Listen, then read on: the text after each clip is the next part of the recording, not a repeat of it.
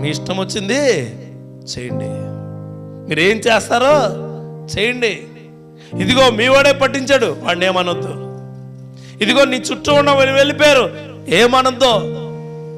నిన్ను అసహించుకుంటున్నారు అందరూ, పర్లా. నీ పైన ఉమ్ములేస్తున్నారు, పర్లా. నిన్ను ఇబ్బంది పెడుతున్నారు, పర్లా. చేయని రాజీ పడక. సంఘంలో మీకు కూడా చెప్తున్నాను, if your word is yes, yes yes. If your word is no, చేయకో. అవును అంటే అవును, కాదు అంటే కాదు. ఒకసారి వాగ్దానం ఇచ్చి ఆ వాగ్దానాన్ని వెనక్కి తిరిగి వేడాలని ఉంటే రాజీ పడిపోయినాడుగా మారిపోతావు. ఈ లోకంలో నువ్వు అలాంటి మనిషిగా ఉండొద్దని బైబిల్ గ్రంథం నొక్కి నొక్కి నొక్కి చెప్తుంది.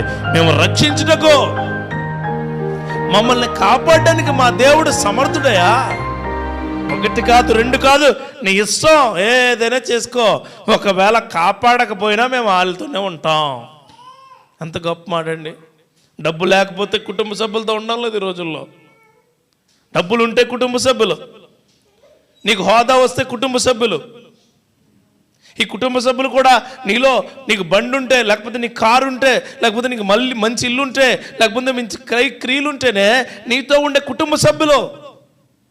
నీకేమీ లేనప్పుడు వాళ్ళతో రాజీ పడమాక, ఎదురు చూడు, ప్రార్థన చేయి. దైవిక ప్రేరేపణతో, దైవిక క్రియలతో ఆయన కొరకు ప్రార్థించే వ్యక్తిగా నువ్వు ఉంటే షడ్రక్ మెషక్ అబేద్నెగో వలె దేవుడు నిన్ను కూడా లేవనెత్తాడు. ఆమేన్.